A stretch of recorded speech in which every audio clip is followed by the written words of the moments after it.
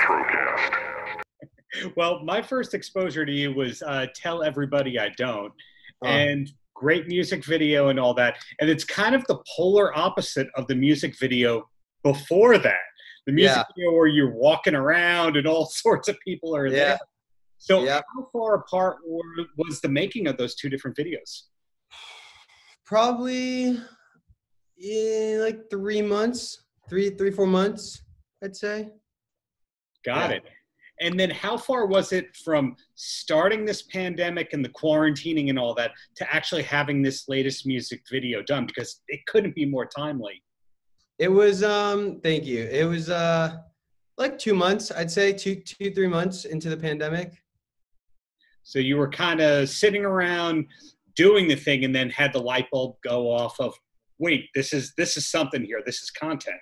Exactly. It's like, oh, this is like a way to spin my song into like relatable to the times. Right, right. And it has some homages. Do you pluralize homage? I think you pluralize homage. I think you'd say homogeneous. Well, it's very homogenous to the movie Risky Business. Yeah. Was that intentional? Yes, it was. What a fun movie and a fun, shot, and it's an iconic scene. And I kind of wanted to just use that as a grounding for the rest of what the video would be, and sort of make the video feel that way. Yeah, I wasn't sure if it was an homage, if it was homogenous, as we have learned, because growing up, if you're of a certain age, you think of that movie or Home Alone as kind of the growing up, the parents aren't here, I could do whatever I want, there's no deadlines, so these are the things I'm going to do. And that's kind of what the pandemic quarantine situation, aside from working, turned into, am I right? 100%. It's so like nobody's paying attention to you and you're just doing whatever you want to do, Yes. So actually getting the video and all that done, have you been productive for the most part? Have you been using your time well? I appreciate the question. I think it's an important question to ask because I think that a lot of musicians right now are expected to be very productive. People are like, oh, you sit at home all day anyways and you just like do drugs and sleep. So this must be perfect for you, And it's Yeah. it's like people have this idea of the musician as like lazy and like that, like this is the perfect moment for a musician to be at home and create and have no excuse not to create, but it's the opposite. It's like, at least for me and a lot of my friends that I've spoken to, it's very hard to create right now. It's a very uninspirational time and it's a very uncertain time. And when, you make all these plans and live music is such an important part of connecting with an audience and growing a fan base. And to not have that goal in mind, I'm starting to realize how even though that was like on the forefront of my plans, being able to go play live and tour, it was also sort of on the back part of my mind. And I didn't realize like how much it influenced my desire to create. Like, and I'm realizing now, like the more opportunity I had to play live, the more I was like, oh, I want to write this new song. Oh, people are going to love this. People are going to love this. And I don't have that right now. And a lot of musicians don't have that. And so Right. to answer your question, it's a very slow time, I think, in entertainment as a creator. Cause it's like, what's coming, who knows when you're going to be able to go play live and do this and do that. So it's hard to be like, oh, this will come to fruition, Totally hear what you're saying. I'm finding that as somebody who does 2-3 interviews a day on average, that it doesn't matter the level of artist we're talking about. Like, for example, Mike Love from the Beach Boys. Yeah, he's got a lot of money in the bank, but he's not far off because he used to be doing 200 days or so a year on the road. So different change in hobbies and all that. So I'm finding no matter the level of artist, they're either bored to tears and not creating, or they're creating the most they've ever created in their whole career. And it's those two camps, for better and for worse. Yeah. Yeah, I agree with you. So I do have friends that are creating a lot.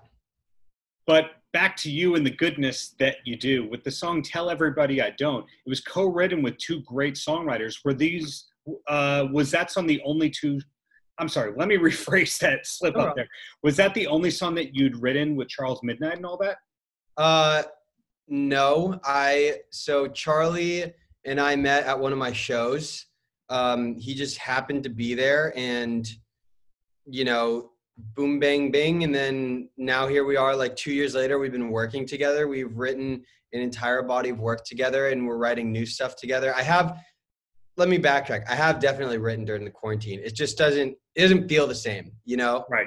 It's more of a struggle, which I guess is a good thing. You could write a song about that. But yeah, no, me and Charlie write a lot together, and Jan too. We all work on everything together. Oh, I didn't realize that it was a team per se. Part of my ignorance on that end. No, don't worry about it. It's far more traditional than, you know, the modern music and the modern writing scene, where you have like 8, 9, 10 writers on a song.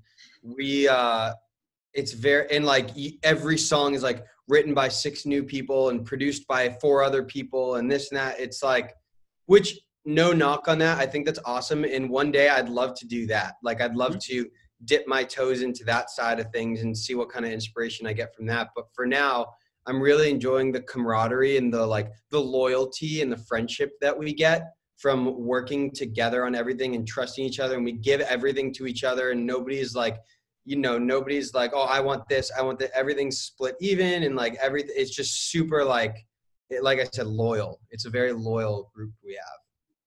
I feel very lucky. The writing with them ever done remotely? You mean because of COVID? Yeah, you could say, hell no, we get in the room all together. These people are like family. we quarantine, and we try to stay as safe as possible. Yeah. We wear our mask when we're working together, unless we're like separated in the room. And we've recorded some stuff, and we wore masks at the studio, and you know, it sucks, but it's very important, you know, like it feels good to do my part, you know, even though I'm not doing it, I don't think begrudgingly is the right word, but I'm doing it without enjoying it.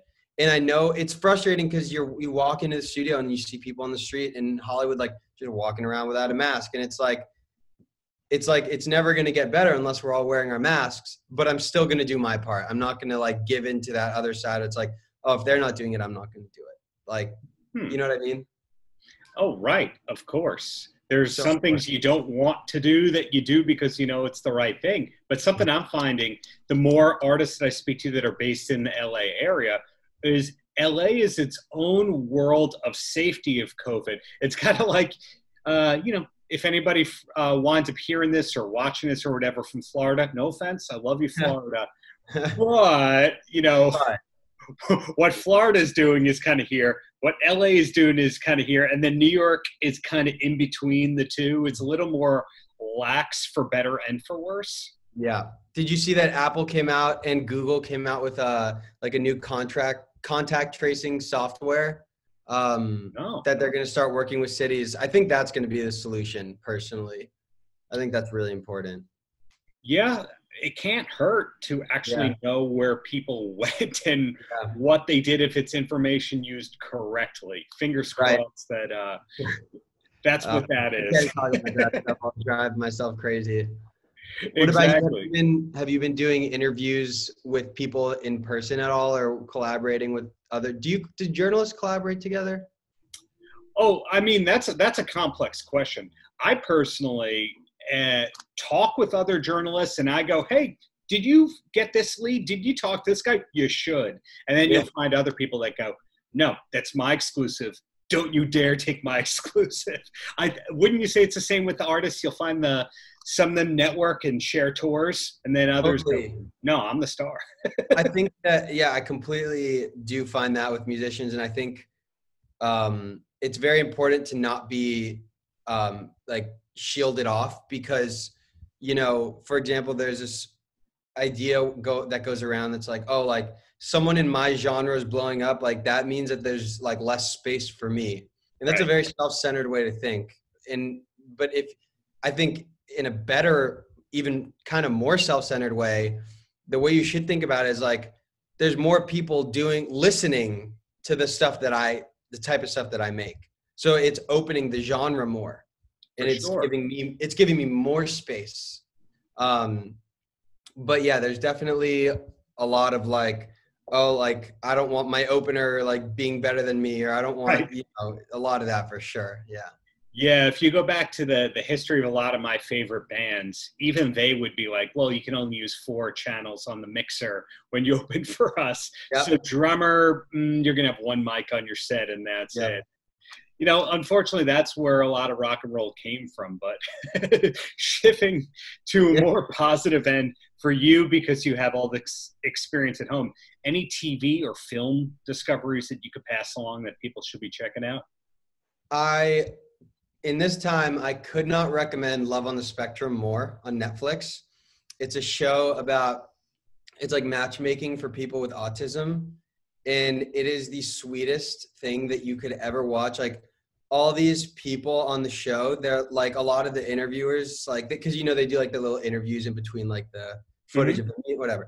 And a lot of the question, they asked a lot of them, they're like, so like, do you want to find love? And all of them were like, so unashamed, and they're just like, of course I do. That's my life's goal.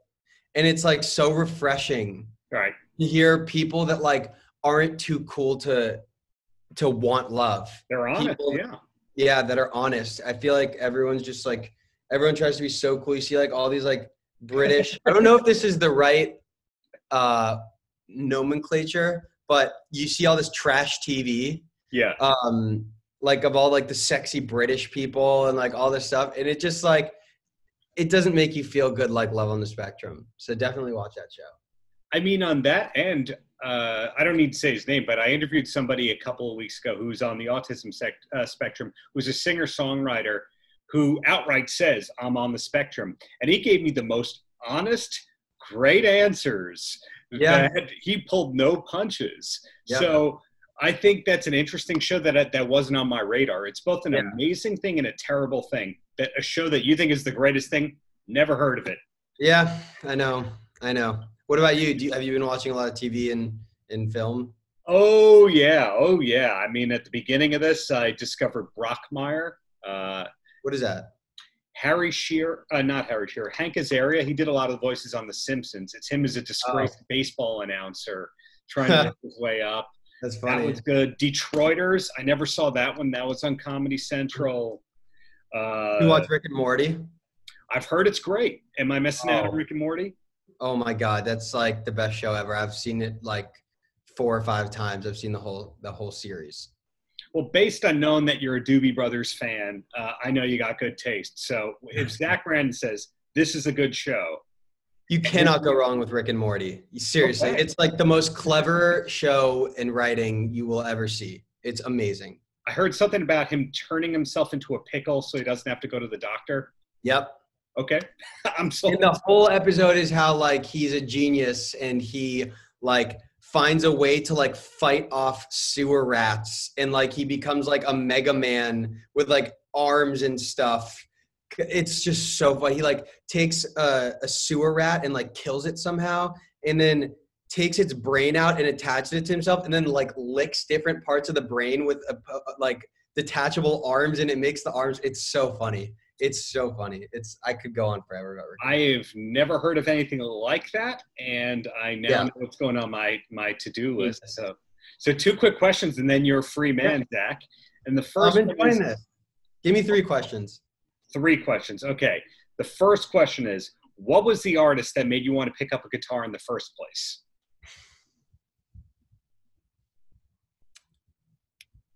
Oh, man. I mean, John Mayer is definitely my favorite modern guitarist, but that's a tough question. I guess you could say it's honestly probably my brother's old guitar teacher. He's, he's just a guitar teacher. His name's Tony.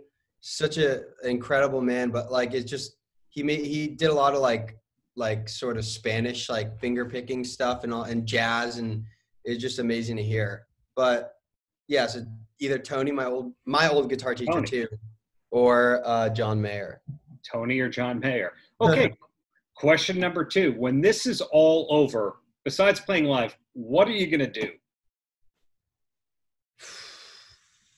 What am I going to do? I'm going to write a lot.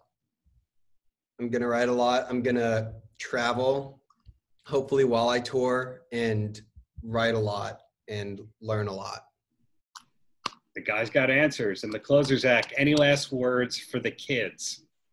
For the kids, oh, I could talk about this stuff forever. I have so many, what's the word I'm thinking of? Like mantras or whatever. Let's see. I think right now it's really timely to say that it's a really scary world out there right now, especially in America. It's unprecedented. You know, the amount of times I heard, like in the past like 5 years or 6 years, oh, it's always been like this. It's always been this bad. Like there's just more news and more reporting. But then transitioning into the most recent 6 months, all the older guys and women are all like, this is bad. Like, this is like terrible. And, you know, everyone you see all over social media, you'll see all your friends and all the people a little older than you saying like, oh, you need to do this and this needs to change and we need to use our voice to do this and that. To me, all the power to you if you're saying that. But what's more important is to treat the people to your left and right honestly and with respect and care, and because it's a lot more daunting to think that you need to use your voice to go to Capitol Hill and change something than to treat the person to your right and left with respect. So if I was to give one piece of advice right now, I'd say just keep being a good person, you know, do things that you think are the right thing to do, even when no one's looking, and the world will become a better place if we can all do that. I'm not going to top that. I don't think anything's going to top that today. So thank you so much for your time, Zach. Really looking forward to seeing what's next, and keep at it, man. Thank you so much. And if you need a Pac-Man partner, I will be there. Come to Long Beach, New York. For you, the door is always Long Beach? open. Long Beach, Where? New York. Where? Long Beach, you know Long Island? Oh, yeah. Oh, okay. Long Beach, New York, along the boardwalk on Shore Road. Of course, yeah.